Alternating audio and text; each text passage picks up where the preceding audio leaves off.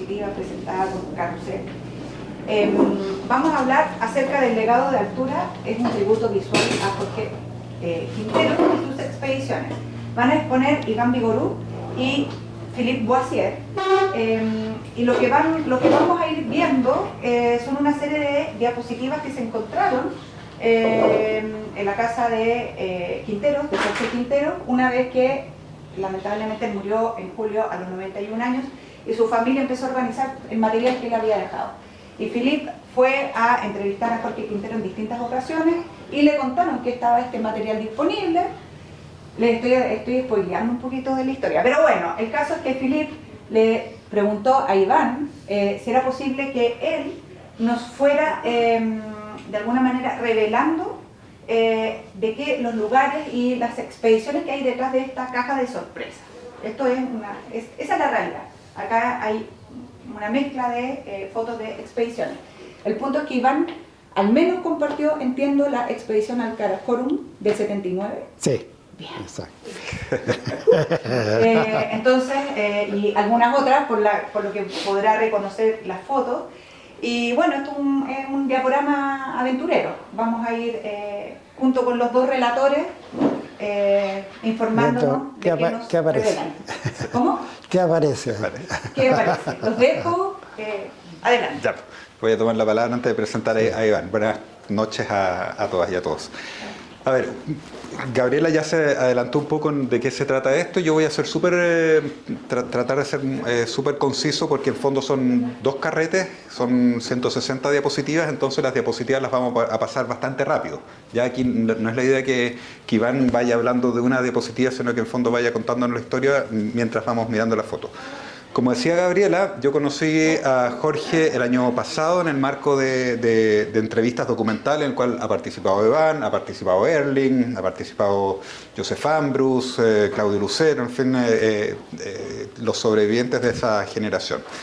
Y con Jorge tuve la suerte y el honor de entrevistarlo 4 o 5 veces en su casa en La Rayán. Y entendamos que entrevistar a Jorge el año pasado no era una entrevista de 1 hora, sino que había que quedarse toda la mañana. Era un tiempo que se alargaba, digamos, por los tiempos propios de Jorge, que eran bastante interesantes. Y obviamente después de ir tantas veces a ese lugar, uno hace una cierta conexión, qué sé yo. No diría que fue mi amigo ni nada, pero sí por lo menos compartimos varias... Creo que tengo la suerte de poder contar más de 4 horas de toda su vida en primera persona, y eso en algún momento se deberá transformar en algo, pero por lo menos ya está ese relato. Bueno, dicho eso, en julio de este año, si es que no me equivoco, Jorge murió en julio. Sí, en julio, no, fue un poquito antes de hecho. Como en junio me llama Gino Casasa, entonces me dice: oye Philippe, tú que estás en esto del documental, ¿te interesaría trabajar el archivo de Jorge? Yo le digo: ya, ok, ¿de qué se trata el tema? Y cuento corto, no sé las circunstancias, pero llamémoslo todos los objetos de Jorge, no sé si su vida, digamos, pero gran parte de sus objetos terminaron en el patio del Cuerpo Socorrandinos en Baños Morales, bajo una lona, al exterior. Todo, fotos, banderines, zapatos, en fondo, todo estaba así. Y en algún tipo de misión media como ¿cómo se dice? Como undercover, partió Gino con Cristian Donoso y otras personas, Cristian Donoso explorador, y sacaron todo el Cuerpo Socorrandinos una noche en una camioneta, se lo llevaron toda la casa de Cristian Donoso, que ocupó toda la casa de Cristian. Entonces Cristian estaba durmiendo en una pieza y todo el resto de las piezas eran cajas. En este material errante, ahí fue cuando me llama Gino que hay que trabajar este material, y entre medio muere Jorge. Ya, eso es un poco la circunstancia. No les voy a dar la lata porque obviamente hubo mucho más llamadas por aquí y por allá, pero nos encontramos en un momento en que un par de semanas después o un mes después, o en agosto, Cristian dice: necesito sacar estas cosas de mi casa. No me dice a mí, digamos, en fondo estábamos Gino, está la Carola, su hija, una amiga, en fondo. Entonces fuimos un día a sacar cajas y cajas y cajas, y ahí en un patio al aire libre era como, nos sirve, sirves. Mucha basura, recortes, archivos, así. Quinteros no era una persona muy ordenada aparentemente, pero sobre todo que guardaba todo. Entonces, de verdad, el 70% fue basura, y de repente empiezan a aparecer fotos, diapositivas, y ahí hay fotos antiguas, y ahí hay fotos bien antiguas, y ahí fue donde metí la mano. Aquí, yo creo que aquí hay patrimonio. Entonces, lo que yo propuse a la familia, y a Cristian, y a todos, fue como, a ver, lo que es familiar, llévenselo. Esto lo voy a llevar a mi casa para ver qué sirve, qué no y qué podría llegar a tener valor, y en el proceso en que estamos, el resto se va a volver a su familia, y lo que tiene valor estamos, entre comillas, viendo qué hacer, porque obviamente tiene un valor histórico y patrimonial, y hay ciertos pasos a dar para que esto quede, qué sé yo, como por ejemplo hicimos con el patrimonio del DAF, que ahora está protegido en el Museo Histórico. Algún camino similar esto debería llegar a tener.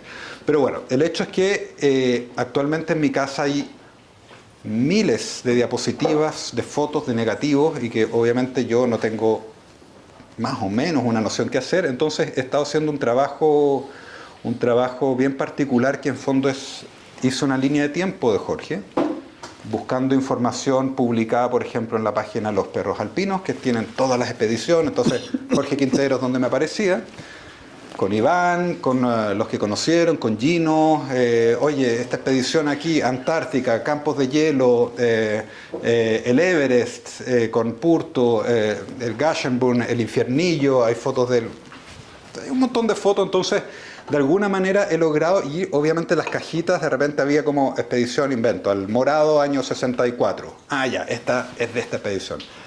Pero a veces, incluso en las cajas, había fotos del Everest. Entonces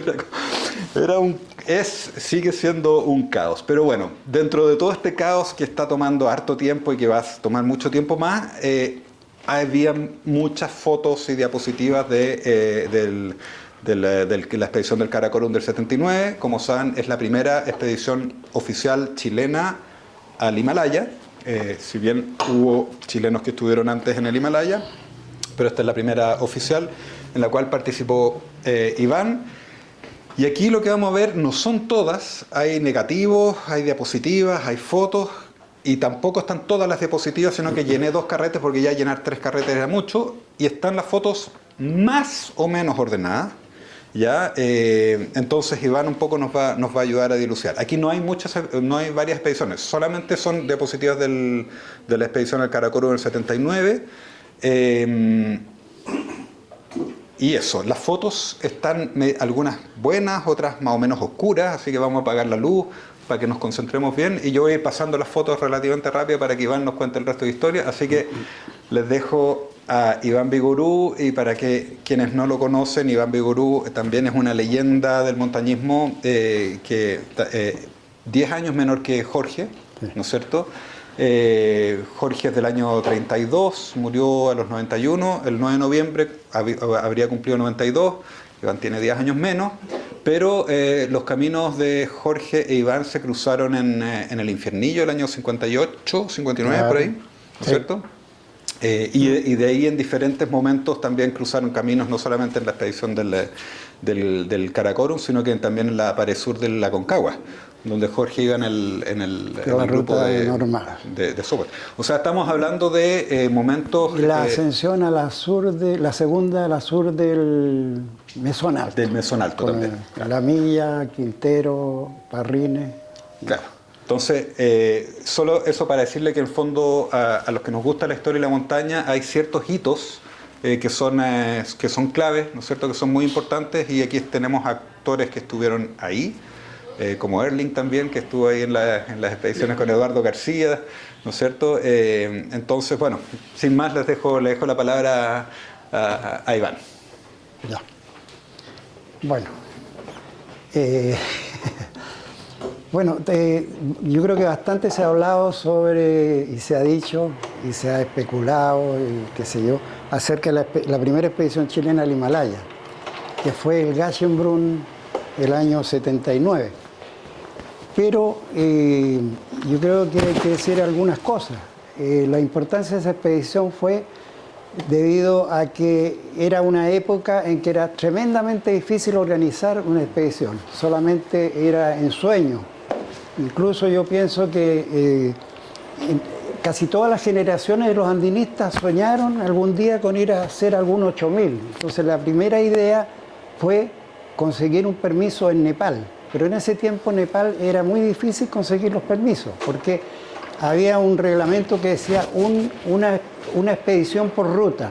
No se podía, no se daban con la facilidad con que se dan ahora. Y no ahora, sino que hace 30 años atrás también ya era más fácil. Entonces la única opción fue, porque en Nepal no se podía, conseguir algo en el Karakoram, que era a través de Pakistán. Pakistán era un país en realidad que en ese tiempo no tenía ningún tipo de organización, o sea, era muy elemental la organización turística con respecto a las expediciones. Y la única opción fue el Gachenbrunn 1, no había ninguna otra opción. Así que después de 2 años prácticamente de organización, de conseguir los recursos económicos, de conseguir el permiso, partió la expedición chilena a Pakistán. Bueno, para la mayoría de nosotros era la primera vez que estábamos en Asia, entonces todo nos llamaba la atención, las vestimentas, ¿no es cierto?,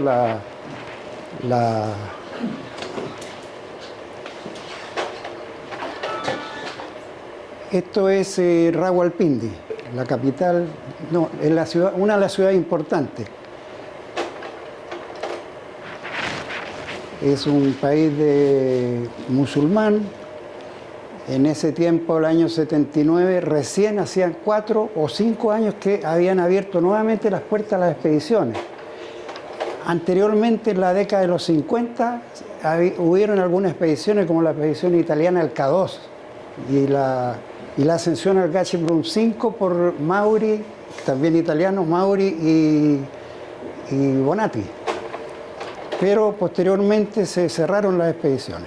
Esta es una de las calles de Rawalpindi o Karachi, puede ser. Esta era una boda seguramente que iba pasando.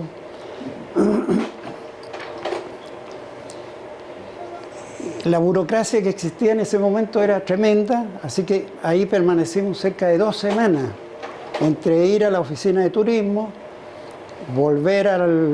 íbamos a Rawalpindi, volvíamos a Islamabad y siempre nos decían tomorrow no problem, tomorrow no problem.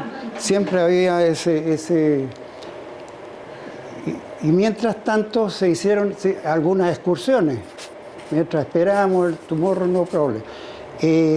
Era vital llevar un oficial de enlace, que es una autoridad que pone el ejército pakistaní, y ese no estaba disponible en ese momento. Además, estábamos en un momento que era muy temprano, la primavera, o sea, no había ninguna expedición en la zona. Este era el mes de abril. La expedición se hizo abril, mayo y junio, a comienzos de junio. Bueno, finalmente se voló a Escardú desde la capital con el oficial de enlace, y desde allí partimos en vehículos motorizados durante 60 kilómetros hasta donde nos iban a esperar los porteadores. Desde allí partiríamos caminando con 138 porteadores. Cada uno de ellos podía cargar 25 kilos, pero como digo, no había una organización no era lo mismo que Nepal. Nepal estaban organizados, incluso ya en esa época habían porteadores hasta de altura, pero acá nada, solamente porteadores de valle, que son campesinos que se ganan unos pesitos de forma muy esforzada, viven en forma muy primitiva. Allí está Jorge. Bueno, podríamos hablar un poquito de Jorge. No sé si la mayoría lo debe haber conocido. Jorge era todo un personaje, un poco anárquico, ¿no es cierto?, anarquista. Él, yo creo que fue el más el más popular de todos los chilenos en esa expedición entre los porteadores. Le pusieron Fará, que significa pelado. Así que le llamaban Fará. Y él, bueno, siempre, esa es una tenía que se compró en Rawalpindi, se llama algo, creo que el Chalwar Kamis se llama. Se compró una tenía y como el primer campamento que hubo, los porteadores hicieron su fogata, siempre hacían una fogata y cantaban alrededor de la fogata y bailaban, van saliendo de a uno a bailar. Y el único chileno que se atrevió fue el pelado Quintero, salió a bailar y pues, se sacó los aplausos. Ahí pueden ver al grupo en Escardú. Noten la diferencia. Aquí nuestro amigo Quintero, todos muy con la chaqueta abierta, todos con los pantalones de uniforme, él no usó uniforme. ¿Puedes decir bueno, quiénes son? Claudio Lucero, Jorge Baza, el médico, Rubén Lamilla, Jorge Quintero, este es el oficial de enlace, era un capitán Sikandar Ali. Este es el Sirdar, o sea, jefe de los porteadores, Rasul. Claudio Galvez, Vigorú, Nelson, Oyarzún y Zúñiga. Este era el lugar donde llegamos en avión y de ahí partimos en vehículo durante 60 kilómetros. Luego la marcha de aproximación a través de pequeños pobladitos duró más o menos como 10 días más, porque toda esta zona, como era comienzo de primavera, había mucha lluvia, el tiempo era muy malo, muy inestable. Entonces muchos días tuvimos que esperar a que pasara la lluvia porque habían terrenos muy difíciles, muy peligrosos. Este era el Sirdar Rasul, que fue bastante ayuda, ya que era bien, incluso él había estado de porteador de altura en la expedición italiana al K2 en el año 50 y tantos, 54 creo que fue. Y era muy organizado y bueno, y además con el oficial de enlace mantenían el orden y los grupos, habían grupos más o menos de 20 o 25 porteadores y cada uno de ellos tenían un subjefe que mantenían el orden. El terreno es bastante parecido a Chile, esto todo muy desértico y los senderos subían por lugares de este tipo y los días de lluvia eran tremendamente peligrosos, habían habido muchos accidentes, así que varias veces tuvimos que detener la marcha y no seguir porque pasaban por zonas peligrosas. Hay uno de los pequeños pobladitos que viven en forma bastante precaria. Ahora, por ejemplo, el último poblado se llega en vehículo. Bueno, en Escardú hay una colinita y hay un antiguo fuerte, porque el Baltistán fue un antiguo reino, el reino de Baltistán, que duró hasta el año 1850 por ahí. Y en este momento es una zona, o en esa época era una zona que estaba en peligro, estaba en conflicto con India. Y era una guarnición militar, tenían más o menos unos 2.000 personas de pobladores. Esto es Karachi o Rawalpindi. Y esto es Atenas. Este es el Partenón. Esta tenía el Chalwar Kamis. Bueno, esa es una tenía que usan hombres y mujeres en los países musulmanes, porque no se debe mostrar las formas del cuerpo. Bueno, a través de un pueblito a otro habían unos puentes bastante bien construidos, pero todo era muy primitivo, no es como lo que hay que ya en esa época había en Nepal. En Nepal era otra cosa. Este es un puente colgante que está a la salida de Escardú.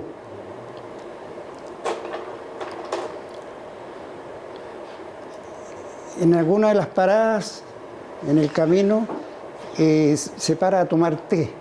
Resulta que todos los parroquianos ahí toman té en vasos. Nosotros pensamos que tomaban, bueno, ellos no pueden tomar bebidas alcohólicas, ¿no es cierto?, de acuerdo a su religión, pero siempre están tomando té, y generalmente té con pimienta, que es bastante picante.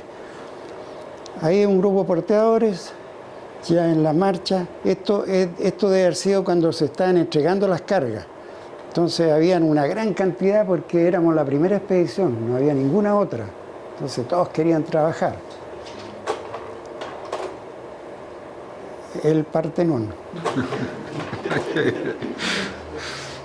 Hay parte del camino que es bastante... Bueno, todo esto ahora, no ahora, sino que hace 20 años ya hay un camino que llega hasta el último poblado. En ese tiempo todo hubo que hacerlo caminando. Este ya era una zona, ya en el glaciar Baltoro seguramente, porque hay cantidad de nieve.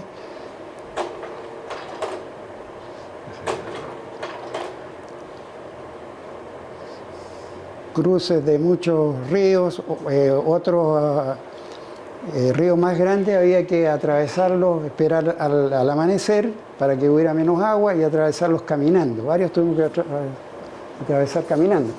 A la ida no hubo tanto problema porque todavía está recién terminando el invierno, pero al regreso fue bastante complicado porque venían con mucho caudal, muy peligroso.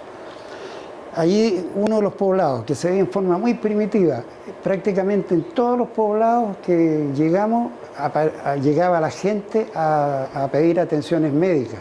Así que fue bastante dramático, diría yo, y penoso porque había cada caso. Y resulta que hace poco vi un video en internet, se llama Los Porteadores Invisibles, que lo hicieron ahora menos de 10 años atrás y están igual. Siguen viviendo en las mismas condiciones, no hay atención médica, no hay nada. El Partenón. Esto es, me parece que es el fuerte se llama Carpocho, un fuerte, una antigua construcción que hay en Escardú.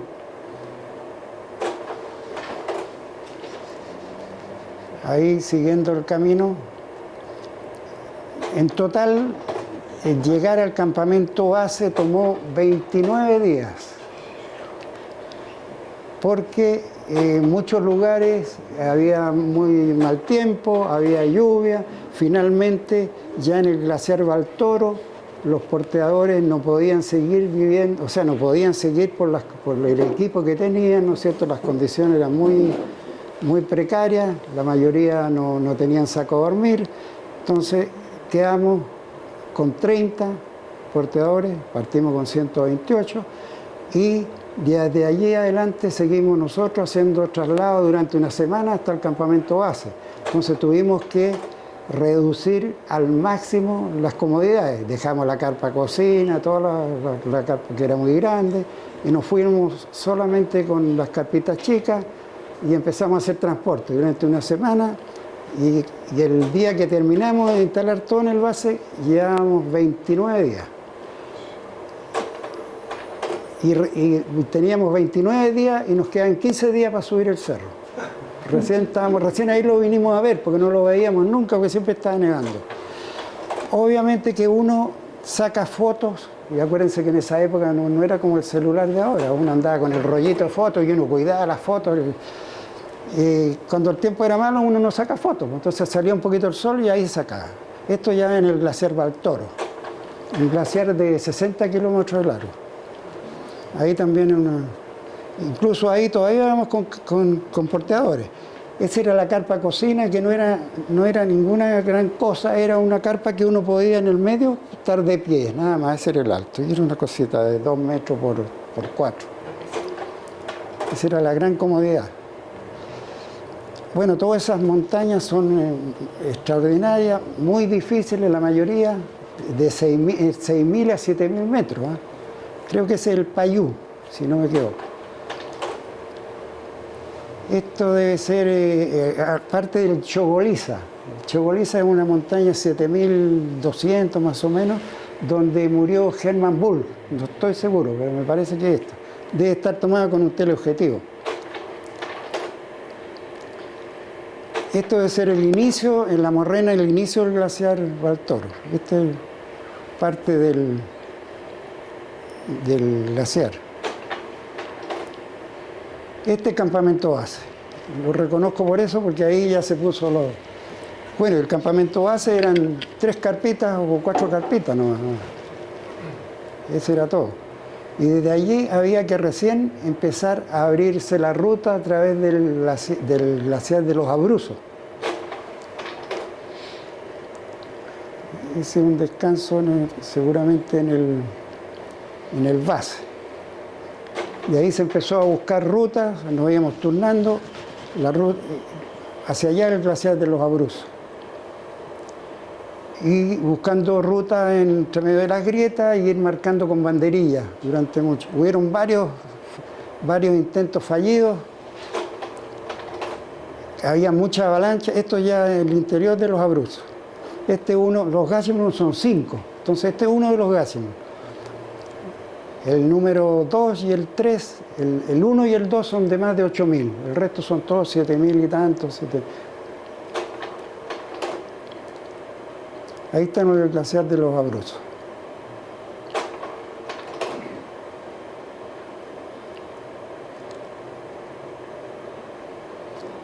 Solamente de la expedición, o sea, en el campamento base quedó el oficial de enlace más un cocinero, Rasul.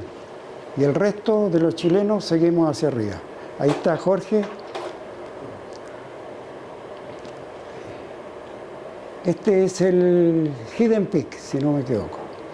Y en la aproximación hay que meterse por allá. ¿El Hidden Peak o el Broad Peak? No, el Broad Peak está cerca de frente al K2. El K2 lo habíamos dejado atrás hace mucho tiempo. Claro, el Gashimbrun 1. Hidden Peak es Gashimbrun 1. 8.080, algo así. 8.000. Es poquito más alto que el Gashimbrun 2. Leonardo Zúñiga.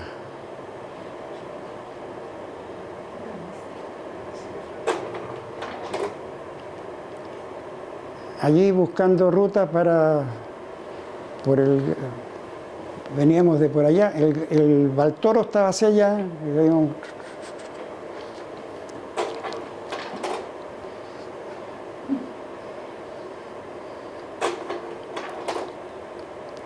el campamento base, Gastón Oyarzún filmando con su Super 8.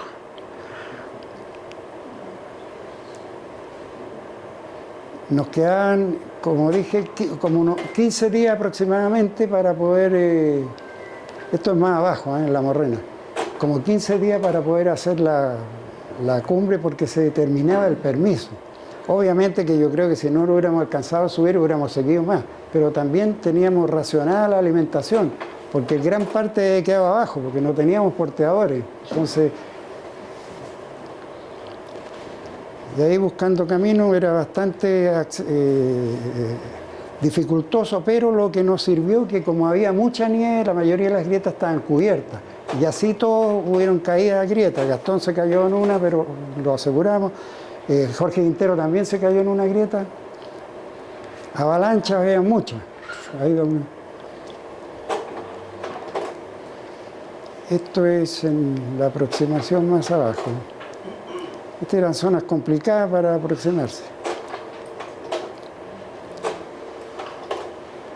Voy a cambiar Jorge Quintero. Le voy a contar una anécdota de lo especial que era Jorge Quintero. Resulta que él se compró y se consiguió equipo europeo, ¿no es cierto? Se consiguieron mochilas Carrimon en Inglaterra, ropa, saco de dormir y vestuario de pluma André Llamé de Francia,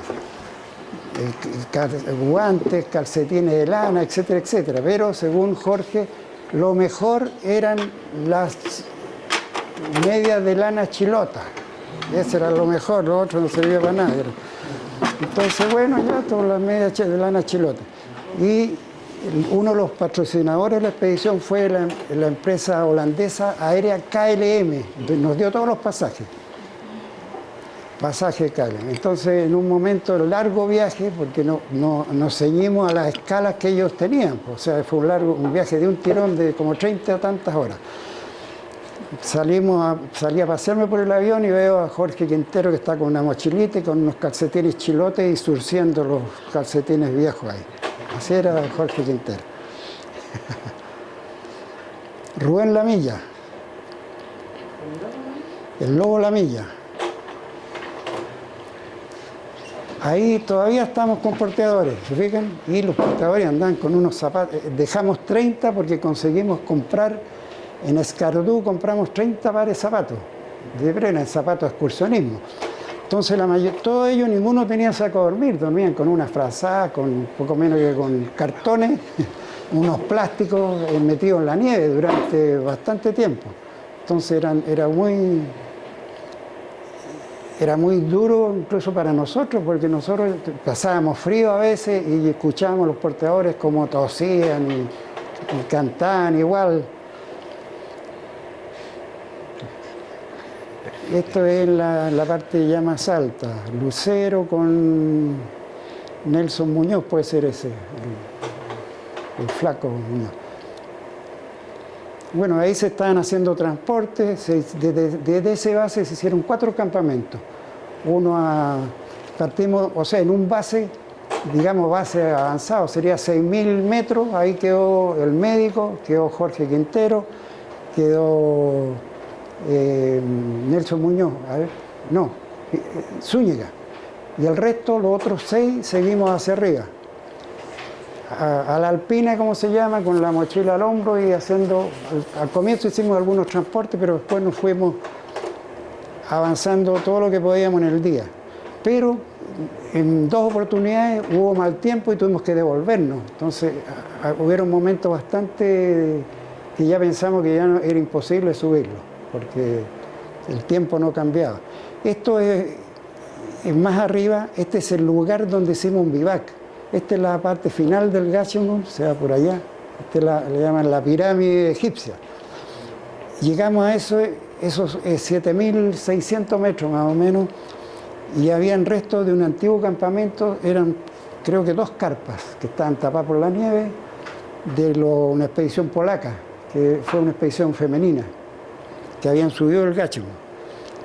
Y llegamos a ese lugar, y apareció el mal tiempo, nosotros ya íbamos hacia la cumbre, desde 7.204. Y vino el mal tiempo y nos obligó a quedarnos ahí. Dijimos, bueno, y era temprano, nos quedamos ahí, escarbamos la carpa, pero sacarla es imposible porque todo el nylon con el frío y el sol se quema. Sacamos un saco de dormir que estaba congelado, entonces eso sirvió para que nos sentáramos. Y bueno, ahí nos pusimos toda la ropa de pluma, metimos las piernas en unas mochilas Carrimon que eran muy largas, que nos llegaban hasta acá arriba, y ahí pasamos la noche. Fue una noche bien dura, y al otro día seguimos hacia arriba. Yo iba adelante abriendo huellas, con Gastón como cordada, más atrás venía Lucero con Rubén Lamilla. Y en un momento me empecé a sentir mal y bueno, llevamos prácticamente como 2 días que casi no habíamos tomado líquido, porque ya no nos queda casi gas, ni alimento, ni nada. Y ahí me devuelvo y Gastón se queda con Lucero y Lamilla decide acompañarme, porque Lamilla también tenía una mano congelada, semi congelada. Así que nos devolvimos lentamente hasta el campamento a 7.200, que era una carpita que dejamos. Además, en ese tiempo no existían las carpas iglú, que son mucho más espaciosas. Estas son como tipo canadiense, como canadiense creo que se llama, que son bastante incómodas. Bueno, y ahí mi parte, a mí me costó mucho bajar, porque venía muy agotado, ¿no es cierto? Y llegamos a ese campamento y Lucero con Gastón continuaron hacia arriba. Y volvieron ya de noche, muy tarde. Nosotros estábamos muy preocupados porque pensamos que ya no lo habíamos... O sea, que era otra noche de la intemperie, habría sido muy difícil de soportar. pero lograron regresar. Esa es la torre de Mustak. Está en el glaciar Baltoro, tiene 7.500 que por ahí, y fue ascendida por unos franceses y unos ingleses, unos por un lado, otros por otro lado, y no tenían idea. En los mismos días, en la década de los 60 y tanto. Glaciar del Baltoro. Jorge Quinteros. O sea, sí hicimos cumbre. Esta está con un teleobjetivo, porque ese creo que se llama Payú, si no me equivoco. Todos estos son dificilísimos. Bueno, toda la cordillera de Caracoram está lleno de cumbres tremendamente difíciles, de roca, de hielo, que son mucho más difíciles que el Everest, que incluso que el K2, yo creo, pero no tienen la fama de la altura. Es lo mismo que pasa alrededor del Everest. El Everest es su altura solamente, pero el Everest no es tan difícil. Esto me parece que está de 7.200, al salimos de antes que amaneciera, los 4 hacia la cumbre. Los 4 eran, como dije, Oyarzún, Lucero, La Milla y yo. Esta era una zona bien, está entre 6.500 a 6.700, bien vertical, con una pendiente muy fuerte, y ahí hubieron muchas avalanchas, y anteriormente había habido un accidente de unos japoneses que habían muerto.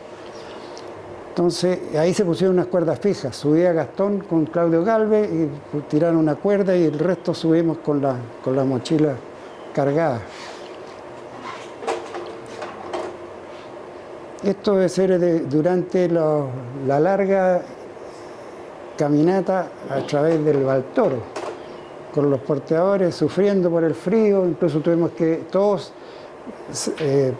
les pasamos calcetines de lana que lo usaban con guantes, los que no tenían guantes, para que así pudieran, ojalá, llegar lo más arriba posible. ¿Cómo decidieron quién iba para arriba, quién se quedaba? ¿Eso estaba conversado ya?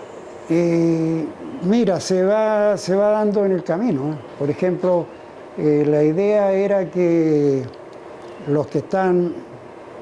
El médico tenía que quedarse en algún lugar como emergencia. Leonardo Zúñiga, de acuerdo al currículum que tenía, ¿no es cierto? E incluso él mismo aceptó quedarse ahí, acompañando al médico. O sea, fue un común acuerdo. Y el otro, el Jorge Quintero, también. Y de ahí los 6 que quedamos, que partimos hacia arriba, empezó a haber una selección natural, digamos. Y por ejemplo, la cordada que pensábamos que iba a ir a la cumbre era Galvez, Vigoró, Oyarzún. Porque nosotros habíamos subido hace poco, 2 años antes, la pared sur de la Concagua. Entonces nos entendíamos re bien y andábamos muy bien. Y la otra cordada iba a ser Lucero, Muñoz y La Milla. Pero las cosas cambiaron. Por ejemplo, el día después del campamento de 6.700, íbamos en dirección al próximo campamento y apareció una nevada a mitad de la tarde. Y se cubrió, y estábamos en una zona muy vertical, 40 o 50 grados pendientes, y tuvimos que devolvernos, porque no sabíamos lo que veníamos. Y íbamos todos cargados con la mochila, con saco de dormir, carpa, alimento, todo. Nos devolvimos a una terracita que había más abajo, acá. Nos devolvimos ahí, veníamos de allá, ahí hay una terracita. Y ahí nos quedamos, y cuando nos instalamos ahí, se despejó todo de nuevo. Entonces nosotros pensábamos que había fracasado la expedición, estábamos todos muy desanimados. Después, al otro día, cuando quisimos subir, Claudio Galvez, que había punteado mucho también, ese es lo otro, en altura tú te desgastas físicamente y no te repones. Y Galvez llegó un momento que no pudo seguir más, da unos pocos pasos y se detenía, y después nos dice que ya no puede más, y se devuelve y se devuelve con Nelson. Y ahí quedaron 2 cordadas, como dije antes. Oyarzún, Vigorú y Lucero con La Milla. Luego tuve yo problemas y ya fuera y quedó La Milla con Gastón. ¿Te fijas? Así se fue dando la... Acá está el Gachembrún. Esto está tomado de los 6.000, más de 6.000 metros más o menos, pero aquí hay una parte que no se ve. Esta es parte del glaciar de los Abruzos, porque esto sigue por allá en la ruta. Ahí estaría la terracita esa que les mostré antes, y ahí fue un vivac, la intemperie, luego. Bueno, y esa noche a la intemperie fue, por lo menos para mí, fue dramática. Yo encontré que yo pensé que ahí moríamos de hipotermia, porque no habíamos tomado líquido, estábamos a la intemperie. O la ropa era buena, pero igual estábamos a la intemperie. Y bueno, se dieron las cosas y salimos adelante. ¿Pero tenían para derecho el hielo, no? ¿Para tomar agua o no tenían para derecho el hielo? No, ahí no, porque nosotros quedó una carpita 7200, que lo ocupamos, que era una carpa para 3 y lo metimos los 4, y ahí dejamos todo. Y solamente partimos con 2 termos y con algo de ración de marcha, pero ahí uno no come nada. Y el primer día ya el agua, los termos con té o café que teníamos ya lo consumimos, no teníamos nada. Entonces esa noche ahí fue sin nada, y ya no nos quedaba nada. Era el último intento, si no salía ahí no salía. Bueno, esto es en los alrededores de Escardú, de la época que esa era una zona que eran budistas, que ahora son todos musulmanes. Estos son creo que tienen 500 años estas representaciones de Buda, y es una roca más alta que la piedra Rommel, ¿eh? Esto debe tener como 6, 8 metros de altura. Ahí está una imagen de Buda, y estas son 20 representaciones que son distintas reencarnaciones de Buda. Está como a 1 hora de viaje de Escardú.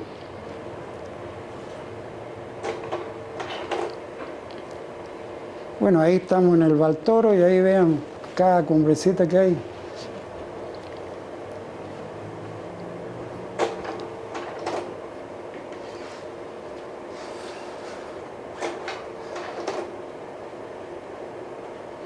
Claudio Gálvez. Y fíjense las colchonetas, las colchonetas de espuma. Cuando llovía abajo se nos llenaban de agua. No habían Thermarrest. Esto yo creo que puede ser al regreso. Bueno, y al regreso también tuvimos mal tiempo, tuvimos una zona muy mal tiempo. Nos demoramos 15 días en volver hasta el lugar donde tomábamos los jeeps. Ahí todavía estamos con porteadores. Fíjense, los porteadores tenían que dormir ahí, con frazaditas tipo cartón, así.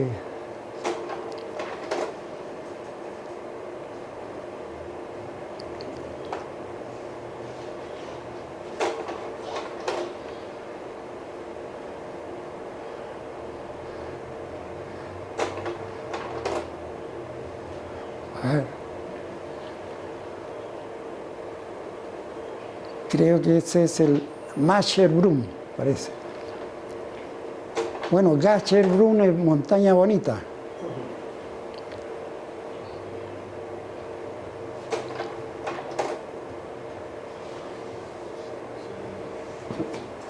Jorge Baza, el médico.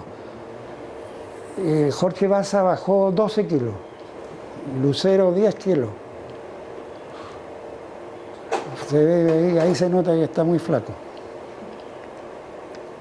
¿Esas botas de cuero eran dobles, ¿cierto? ¿Cómo? ¿Esas botas de cuero eran dobles? Sí, pero eran de cuero. Claro.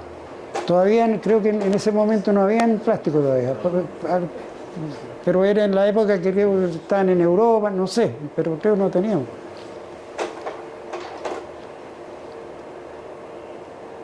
Ese es... el Hidden Peak o Gassenbrunn 1. Este es un campamento que está como a 6.700. Allá está el Baltoro. Y como 4 días caminando para allá uno se encuentra con el K2. Y acá abajo el glaciar de los Abruzos. Y eso del frente se llama Golden Throne, el trono dorado. Es el base. Y todas esas montañas son limítrofes con China, con la provincia Xinjiang de China.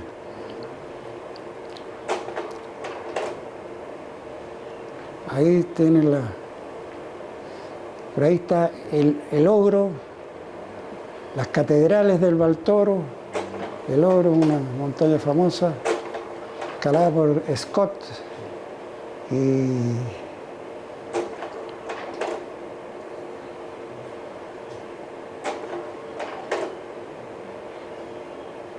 esos son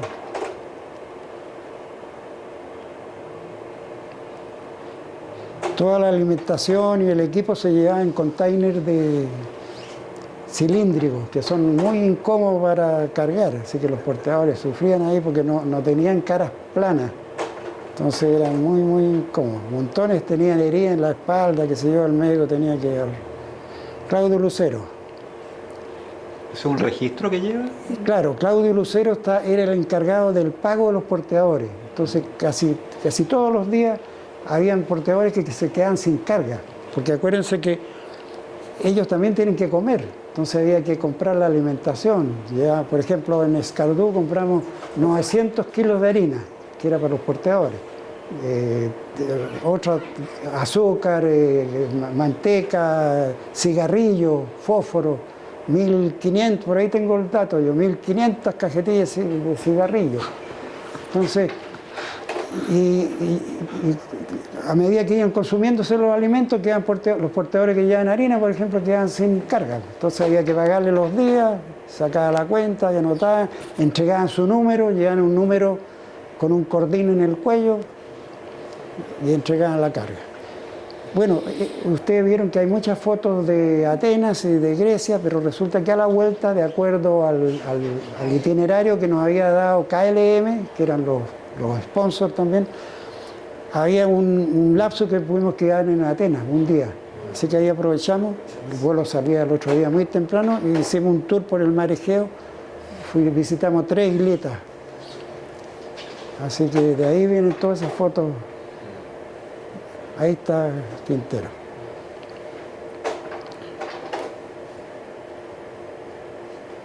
Muy concentrado. Ahí en una de las islas griegas.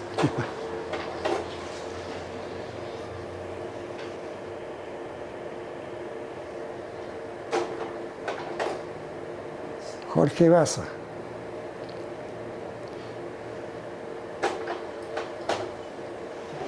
Y eso es.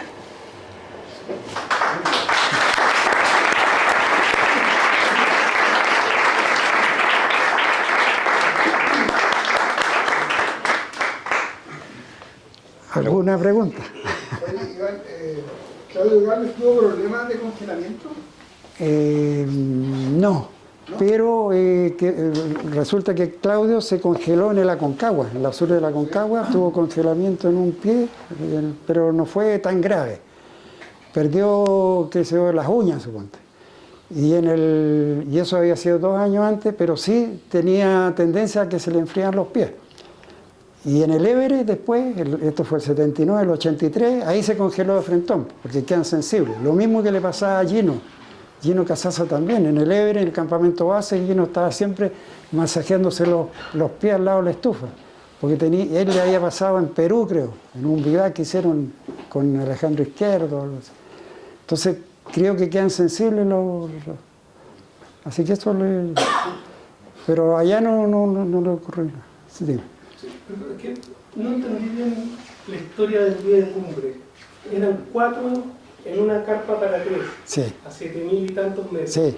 De esos 4, 2 salieron a la cumbre y 2 se quedaron esperando. No, salimos los 4. Salieron los 4. Claro, que ahí ya éramos los 4 que íbamos. Mira, la historia real es esta. Que yo tengo un libro, va a salir luego.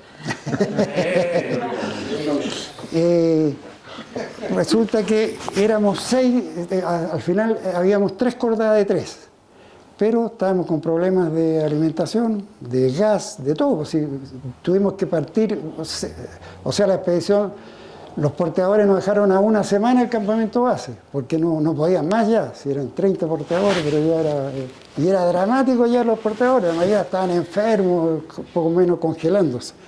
Y a nosotros mismos nos da cosa verlo así. Y fíjate que salimos ya, dejamos todas las comodidades, salimos con lo estrictamente necesario, ya llevamos tantas raciones, eran raciones 2 hombres día, llevamos hasta ya el equipo, que ya la cuerda, ojalá, la cuerda hay que llevar más que alimento por último. Y de ahí hacia arriba íbamos 3 de a 3. Pero cuando llegó un momento que había que tomar la decisión, porque vimos que la cuestión no salió tan como que se planificó de la siguiente forma. El Gastón pensó como jefe, dijo ya, tenemos que salir, no podemos ir los 6 para la cumbre, porque no tiene sentido.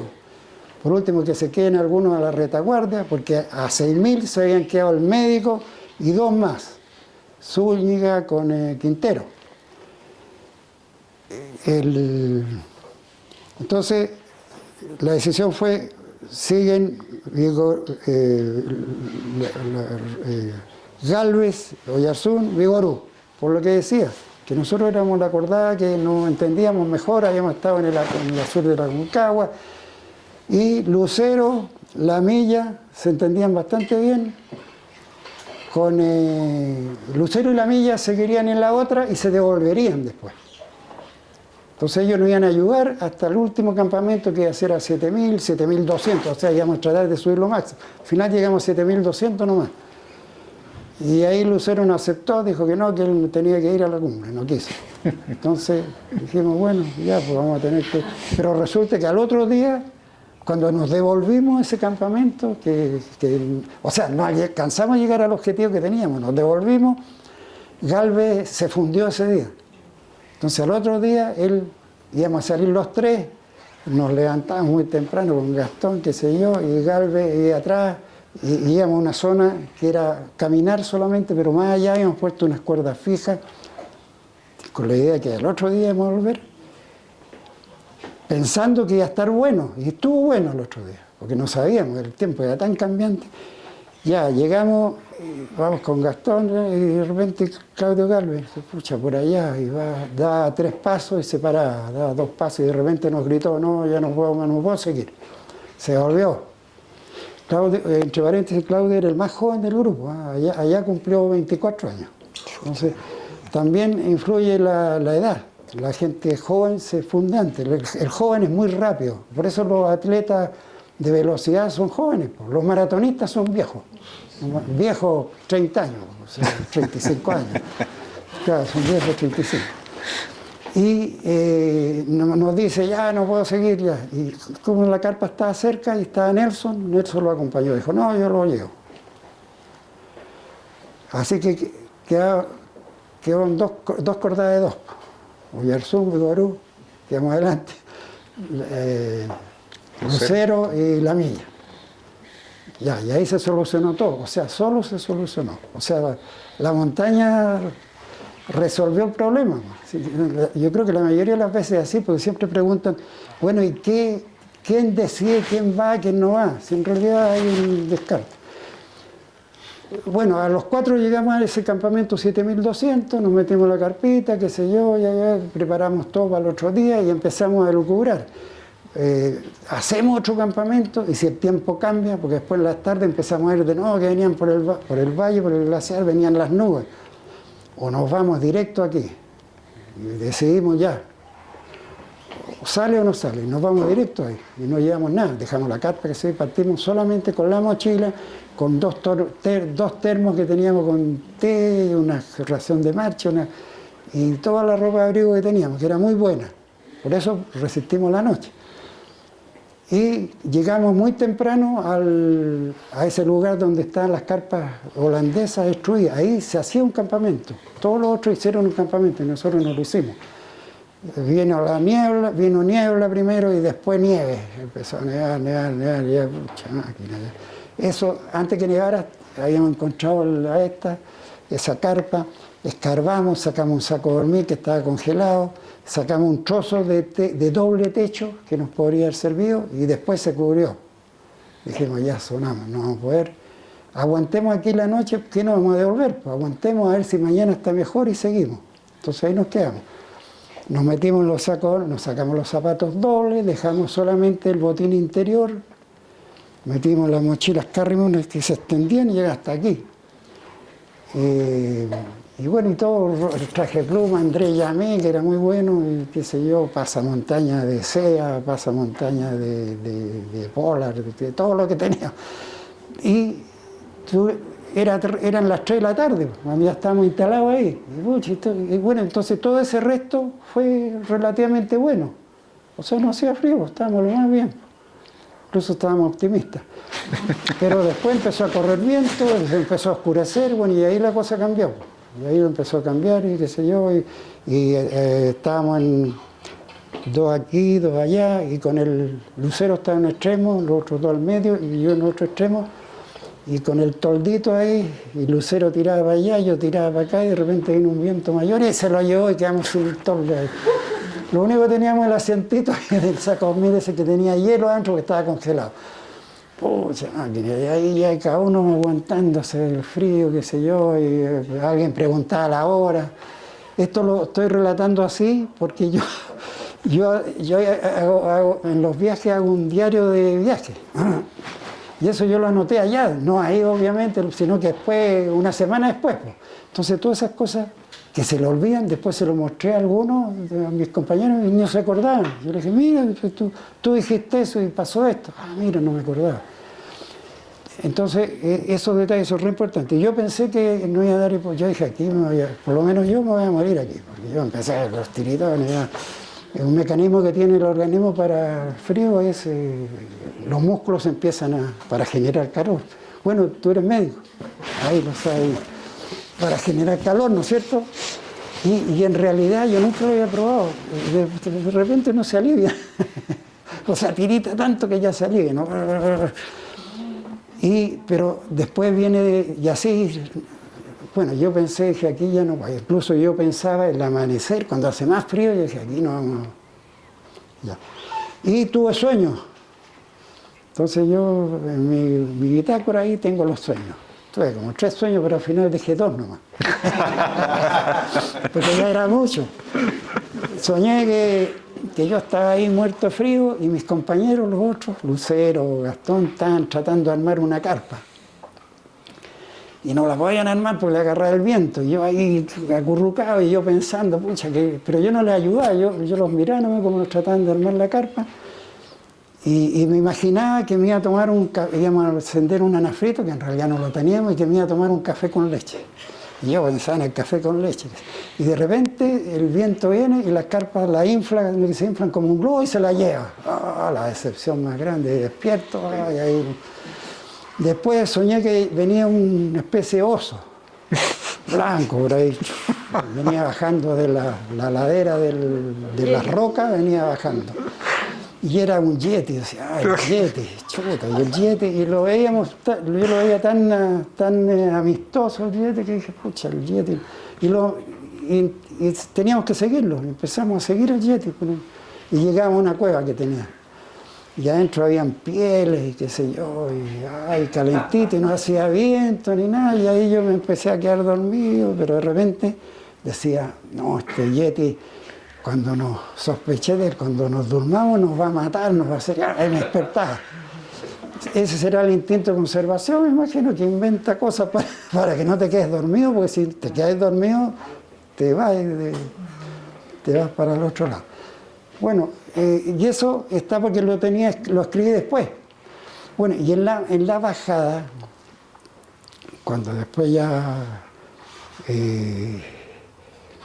Se hizo el intento el otro día amaneció radiante, amaneció cielo azul, viento. Lo único nomás es que el viento cuando venía cuando hay cambio de temperatura, aparece el sol, empiezan hay más frío y empiezan a haber corrientes. Entonces traía un viento tremendo y traía cristales de hielo. Ay, nos pegaba. Y ya había que sacar todo, pero no muy convencido de que había que ir a la cumbre, porque uno está en forma autómata, sacar todo de un hoyo de hielo, las cuerdas que están todas congeladas, las cuerdas, los arneses, buscar los zapatos. Los zapatos, bueno, los zapatos los habíamos protegido, porque luego los senta. Yo creo que también los tenía metidos en la mochila por ahí.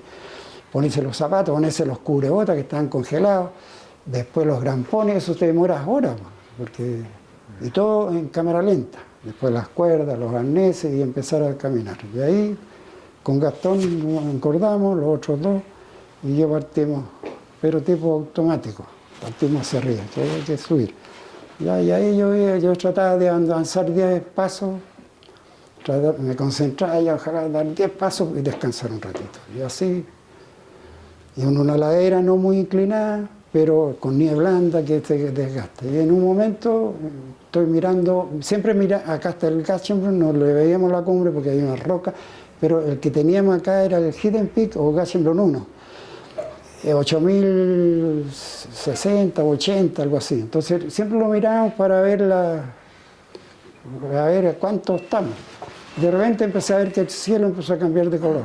El cielo cielo azul empezó a palidecer, se empezó a poner verde, azul, amarillo, no sé qué, y el horizonte se empezó a inclinar. Bueno, era yo que me estaba inclinando, me estaba yendo por un lado. Entonces ahí dije yo, esto es serio, ya no puedo seguir. Entonces empecé a recoger la cuerda, que llegara Gastón, llegó Gastón ahí, que también no lo hacía nada mejor que yo, pero estaba todavía mejor. Y le digo, me siento mal, que tengo que regresar, porque yo pensé, tengo que volver, pues. O sea, si sigo, no voy a poder volver. Entonces que ya tengo que volver. Pero todo en forma en forma automática, diría yo. Después también lentamente llega Lucero con la milla, Lucero adelante, la milla atrás. Y ahí bla, bla, bla, y la milla tiene una mano media helada, que es de la noche del vivac. Además, él había encontrado en el campamento, de los polacos, encontró una botella de vodka polaco y se pegó un trago. Entonces eso yo creo que le hizo mal, porque después lo vimos muy afectado más del resto de la expedición, más abajo. Una botellita chica. Entonces ahí decimos, eran polacos. Bueno, la milla hicimos el cambio, ellos todos se encordaron y partieron. 7.600. O sea, como la mitad de camino. Claro, o sea, normalmente de ahí, la mayoría de las expediciones de ahí salen. Pero bueno, ahora digo yo, 30 años, ahora lo han subido corriendo porque está lleno, hay expediciones comerciales ahora, está lleno. ¿Y a qué hora estaban? ¿Cuánto rato llevaban caminando cuando se devolvieron? No, lo que yo subí no sería más de 200 metros. No sé si de desnivel o de... O sea, al ojo, después viendo fotos, 7.800 llegó. Ahí yo me devolví. Ahí me sentí mal. Y ahí siguieron pero eso era en la mañana todavía, porque apenas salió el sol necesitábamos movernos. O sea, no podíamos estar... si nos demoramos en equiparnos, ¿no es cierto? Pero demorarse... No íbamos a esperar que llegara el sol, porque aunque llegue el sol ahí no sigue igual el frío. Bueno, ellos siguen hacia la cumbre y nosotros nos devolvemos y con Rubén Lamilla nos vamos caminando y él me va asegurando a mí hasta que llegamos al lugar del vivac. Y ahí, en alguna de las lonas de la carpita que de los polacos, se había retirado algo de nieve. Y ahí pude tomar agua, bueno, y también.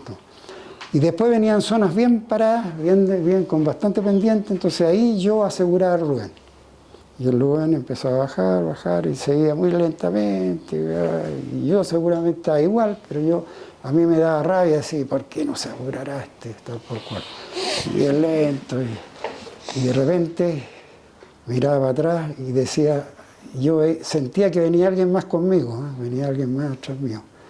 Entonces, yo pensaba, pucha, después tengo que asegurar a este otro también. Y bueno, terminaba la cuerda, Rubén ya llegó al final, y yo ahí me alegraba, decía, qué bueno que somos dos nomás. Y fíjate, me pasó, de ahí bajamos hasta 7.200, me pasó como dos o tres veces más. Pero siempre sentí que, pero algo raro, como que alguien venía contigo, venía aquí.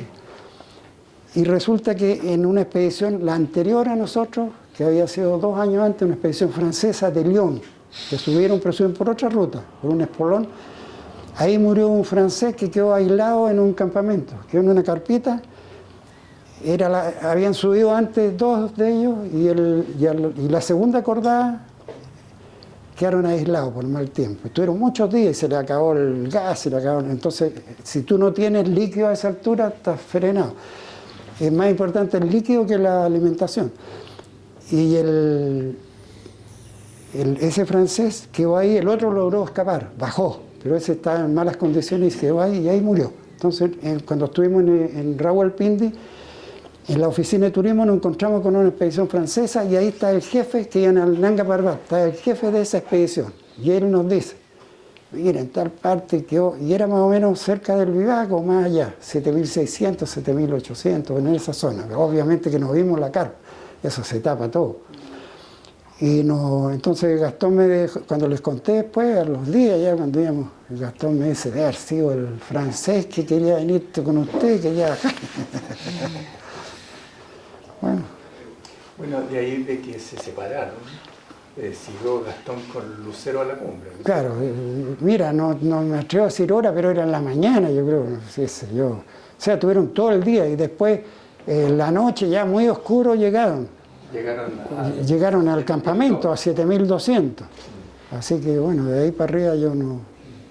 Nosotros, por supuesto que le creímos, pues, ya muertos, Lucero ahí ya, y Gastón quedó tirado afuera y lo tuvimos que entrar a la rastra de las patas y sacarle los zapatos, los grampones, todo. ¿Y ahí, un cadáver viviente. ¿Ustedes tenían la posibilidad de hacer algo? Claro, todavía nos queda algo acá, llegamos al campamento, pero hicimos un arqueo de la alimentación, teníamos un tarrito paté, de esos chiquititos, y teníamos unos sobrecitos de Nescafé, teníamos unos cuantos, y teníamos sal, pero no teníamos azúcar, y unas galletas, un poquitito de galletas. Entonces lo único que me acuerdo que nos hicimos fue agua con... calentamos agua y echamos unos sobrecitos de café para tomarlo, pero ya cualquier cosa que te tomara, ya lo que teníamos la garganta, incluso todos los labios con ampollas, todas ampollas y todo porque además uno respira con la boca abierta y con el frío, entonces te obstruye y tos, siempre estás con tos, estás tosiendo. Y después, bueno, y guardamos algo para los que llegaran, y además cuidándonos que no se nos agotara el gas, porque después hay que seguir bajando, hay que seguir hasta el base. O sea, de ahí nos demoramos como 3 días más después en bajar hasta el base. Y bueno, y llegó Lucero con Gastón Lucero la milla salía cada rato y yo estaba con la ollita ahí, y había viento, entonces preocupado de que el viento trata de levantar la carpa, que no diera vuelta el anafre. Entonces con la ollita y mientras el otro salía con una linterna. Y de repente escuchó un grito y ahí llega Lucero y más atrás Gastón. Y bueno, y ahí darle bebida, darle algo y al otro día bajar. Y sin ánimo de polemizar, sí, no importa. Pero estas eran fotos de Jorge Quintero y Jorge Quintero estaba abajo. Según Mauricio Purto, Jorge Quintero no creyó la versión de Lucero y Oyarzún. Y Lucero y Oyarzún habrían dicho que Jorge Quintero pertenecía al grupo Los Traidores que no creían la versión de que habían hecho Cumbre. ¿Es cierto eso?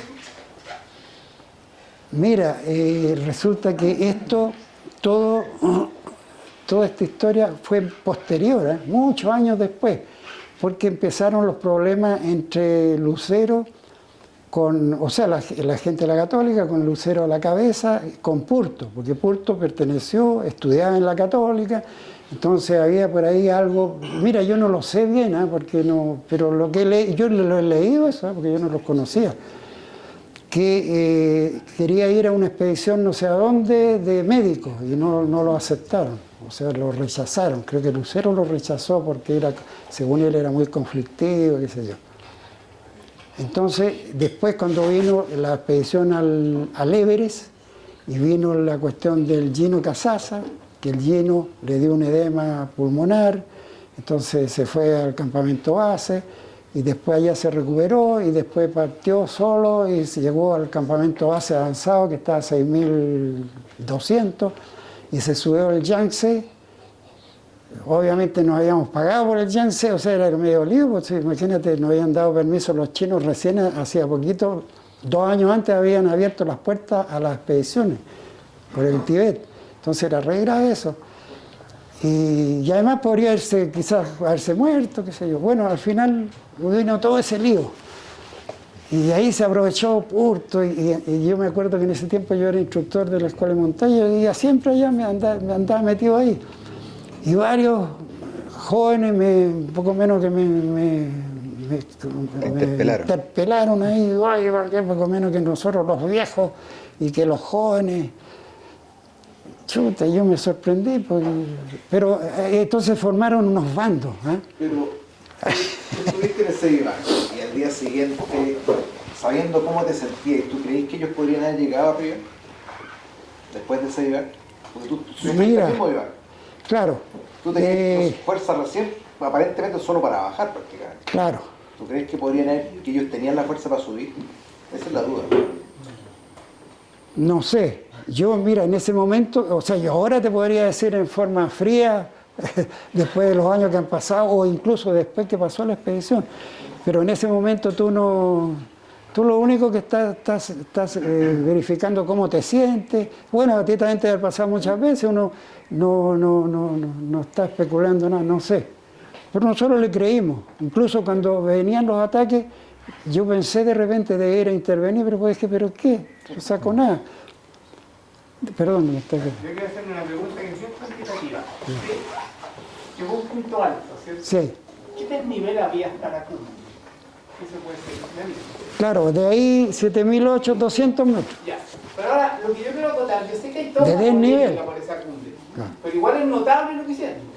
Sí. O sea, igual es notable una expedición chilena y se meter allá al claro. de Pakistán. Sí. O sea, yo lo encuentro que es Sí, notable. mira. Ahora, lo que pasa en esos 200 metros y finalmente si se hace o no se hace cumbre, la verdad es que eso queda ya realmente en Claro, la historia, creo yo. claro, porque mira, el otro día vi una entrevista que le hacían a Rodrigo Jordán con el nuevo libro, y él decía, cuando fueron ellos al Everest, que fue 10 años después que nosotros en el Gachimo, decía, pónganse en el contexto de lo que ocurrió hace 30 años, entonces nosotros hace 40 años.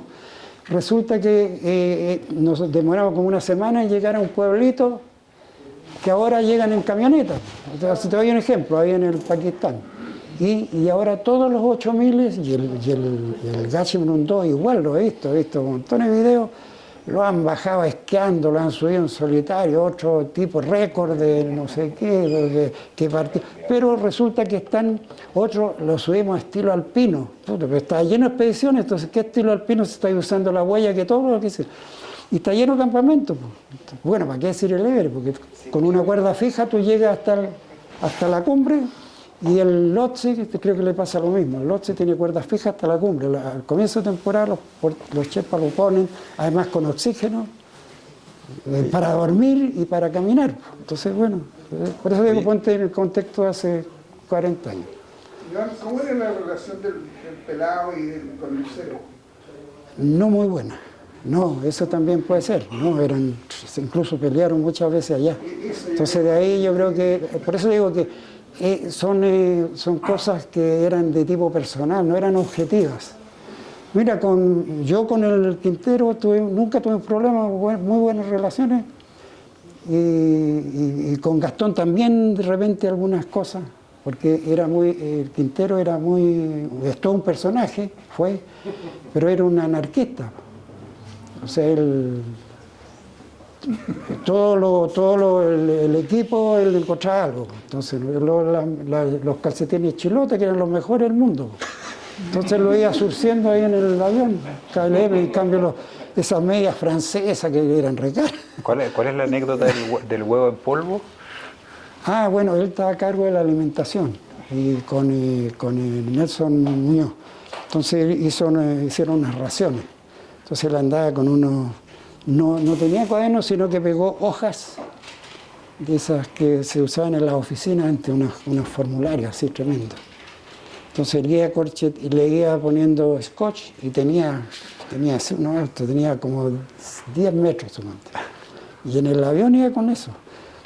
Y ahí, bueno, entre las raciones puso huevo en polvo también. Y que al final a nadie le gustaba, porque había que disolverlo, qué sé yo. Pero... Ahora, Quinteros con Lucero compartieron la expedición del Arenales, es que no me equivoco, el 58. Creo que sí. No, ahí no. ¿Continué? No, García estaba ahí. Pero sí estuvieron la de los japoneses a la cordillera central. Esa estuvieron, sí. La de las japonesas del 62, creo. No sé. Pero yo creo que más bien sus problemas, bueno, al final salían igual, pero sus problemas era porque Lucero es más metódico, digamos, y el pelado era el lote, ¿no? Si era el lote, pelado. Por ejemplo, en verano andaba con bototo y en invierno andaba con chala cuando estaba yo lo encontré, un día lloviendo y andaba con chala, y en el verano andaba con bototo y hacían como 30 grados. En Santiago. Y cosas así. Y además fue muy popular entre los porteadores. Llegando a Rawalpindi se compró un chalwar camis, pues esa ropa que es re fea, porque es una camisa que se pone por acá y llega hasta la rodilla y son unos pantalones bombachos anchos así. Oye, Iván, y una pregunta más de organización, porque prácticamente todo el himalayismo en el siglo XX era oficial, ¿no es cierto? Desde las expediciones inglesas, las francesas, las italianas, ¿no es cierto? Incluso la argentina del 54. Sí, Perón. Claro. Y si es que no me equivoco, esta es la primera expedición oficial chilena. Sí. Auspiciada por el gobierno. Y después no hubo muchas más, hubo dos. Esa y la del Everest. La del Everest, sí. Claro, porque la apoyó también Digider, claro. El Comité Olímpico. ¿Cómo fue ese paso de la independencia, llamémoslo así, a un oficialismo particular en Chile? ¿Qué recuerdos No sé, tiene? porque yo ya no estaba ahí ya. O sea, No, pero yo la del 79. lo vi, claro. Es que anterior a eso, las expediciones siempre eran patrocinadas por la institución. Las expediciones eran tan caras las expediciones. Incluso ir a la Patagonia, hasta la Patagonia era muy caro. Por ejemplo, de la Universidad de Chile, Claro. la otra era la Universidad Católica. Claro. Entonces, O la Federación, la claro, Federación también se la conseguía Federación. Pero al margen de todo eso, yo creo que es un gran logro para Chile, porque esa fue el primer 8000 que subió Chile, el primer 8000 en esa expedición. Y si tú dices que le faltaban 200 metros cuando ustedes se separaron para llegar a la cumbre, y era en la mañana, y Sí, todo el día, y volvieron muy tarde en la noche. Existe, aunque hubiesen estado muy cansados, encuentro que eran altas probabilidades de llegar a la cumbre. Además, dos personajes como Lucero y como Gastón, que yo los conozco, no creo que sean personas que vayan a mentir. Oye, Entonces, es lo que dice Iván, que después se produjo una gran pugna en el andinismo chileno. Apareció Purto y empezó a cuestionar todo lo que habían hecho la federación, lo que habían hecho antes, y estableció la ruta lógica. Y él se peleó, en el libro de Purto sale incluso él como que un poco como que reflexiona acerca de los conflictos que él produjo en esos años, pero todo partió de que ahí en la Católica prácticamente lo echaron, porque Lo echaron dos veces. ¿Ah? Lo echaron 2 veces. Claro, y entonces yo picamos y formó este ramo del Club Alpino Italiano aquí. Pero Purto en su libro dice una historia que yo tampoco la he escuchado, pero tampoco sé qué tan cierta es. Dice que Reinhold Messner vino a Chile, le mostraron la foto de cumbre de Lucero y Iberzún y dijo, esa no es la cumbre. Sí, eso lo leí yo. Pero fíjate que después de eso, cuando yo supe, en esa época me puse en internet a buscar ascensiones, pues está lleno de ascensiones, bueno, ¿para qué decir ahora? Te estoy hablando hace 30 años atrás. Y todas las fotocumbres, porque decían que era de roca, no, todo es de nieve, una cuestión de nieve, no había roca. Las rocas están más abajo, están todas más abajo, pero todas las que mostré, vi yo de cumbre, eran de nieve, y eran, nunca van a ser iguales, pero eran parecidas. Bueno, Perdón, que sí. no sé si lo dijo. ¿Cuánto fue el tiempo desde que salieron de la carpa hasta que volvieron? En tiempo, en horas, o sea, desde el vivac. Sí, perdón, desde el vivac hasta que Salimos, o sea, cuando íbamos a la cumbre. Cuando ellos iban hacia la cumbre. Claro, salimos los 4 muy temprano, apenas llegó el sol, y lo que nos demoramos en descongelarnos, sacar las cuerdas, los arnés, qué sé yo y todo. Y de ahí todo el día, y volvieron, qué sé yo, a las 11, las 12 de la noche, no sé, uno ahí no está preocupado a la hora, pero muy tarde. Incluso estábamos muy... Claro, estábamos o sea, un día y casi una noche, porque estábamos muy preocupados porque sabíamos que otra noche la intemperie no iban a aguantarla. O sea, y al otro día se notó, porque al otro día estaban tan agotados, incluso nosotros, que nos dieron, qué sé, a mediodía y todavía no salían. Porque todos los movimientos eran muy lentos, en tratar de tomar algo líquido, agua con sal, no teníamos azúcar, y después desarmar la carpa, bajar todos a dormir y seguir más abajo, y ahí nos demoramos 2 o 3 días más en llegar al campamento, donde estaba el médico, estaba Jorge Quintero, que estaba a 6.000 metros, y entre medio por ahí en una de esas bajadas se cayó Quintero en una grieta, eso fue la bajada. ¿Y qué pasó con el grupo después de la vuelta? ¿A Chile? ¿Qué pasó con el grupo? Sí, ¿se hicieron lazos o no? ¿Hubo tensión? No, nada. Era como una selección de la federación misma. Claro, sí. Bueno, estábamos todos felices porque en realidad sí llegaron. Claro, era una selección, claro. Era igual que hubo una preselección y después se hizo una selección. Y bueno, yo participé también en hacer parte del ranking, entonces para que fuera más objetivo, hicimos una pauta, dándole valores, puntajes a las cumbres. Por ejemplo, cumbre de 6.000, rutas nuevas, cumbre... Entonces, resulta que cantidad de ascensiones, o sea, años de horas de vuelo, que son importantes. Entonces a todos le hicimos una ponderación. Por ahí todavía creo que lo tengo. Entonces la hicimos entre varios, la hice yo primero, pero después se la presenté a varios, y ahí empezamos a poner los nombres. Y en el Everest hicimos lo mismo. Entonces en las 2 expediciones salió, los que saben estadística salió una muestra errática, que era Claudio Lucero, porque era más viejo que todos nosotros, tenía 10 años más que yo, y más que, como 15 más que Gastón, por ejemplo, ¿te fijas? Y como 20 más que Galvez. Entonces era una muestra errática porque tenía muchas ascensiones, sobre todo tenía muchos 6.000, pero puros 6.000 en el norte, en la Concagua, la que subió no sé cuántas veces. Pero eso se equiparaba con lo que no había hecho ninguna ruta nueva, no había escalado acá, no había esto, bla, bla, bla. Entonces hicimos y al final quedó una selección más o menos que convenció a todos. Les mostramos, mira, y hicimos un ranking. Los primero íbamos en 12, después vimos que además hubieron problemas económicos, serios. Al final dejamos 9. Y en el Everest fue algo similar. Entonces en el Everest también ocurrió que, entre otras cosas, que se lleva oxígeno o no se lleva oxígeno. Y el oxígeno era súper caro en ese tiempo. Ahora a lo mejor es más barato, en ese tiempo era muy caro. Entonces al final nos llevamos oxígeno. Dijimos, bueno, si los otros lo estuvieron sin oxígeno, ¿por qué nosotros no? Pero varios decían, no, hay que llevar. Entonces al final compramos a los chinos, porque en ese tiempo recién los chinos habían abierto las puertas al Tíbet. Le compramos 5 botellas. Y de las 5, una no tenía, estaba vacía. Y quedaron 4, las teníamos en el campamento base. Un día a alguien se le ocurrió abrir porque le íbamos a hacer unas pruebas.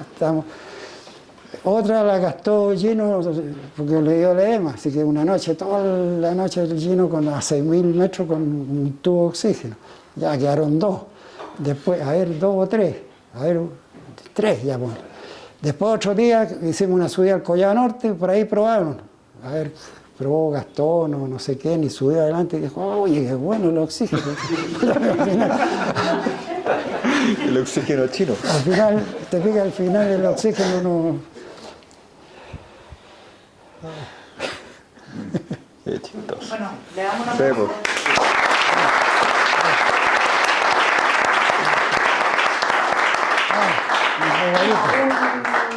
Un regalito. Sí, un regalito, un banderín del club para ti y para tu nueva cumbre. Claro, qué bonito. Y el libro de los 100 años. Ya, sí. Dile ahí al Álvaro y Lo al Felipe que lo había visto en... Me voy a poner en la foto contigo. Sí. Bravo, bravo, bravo.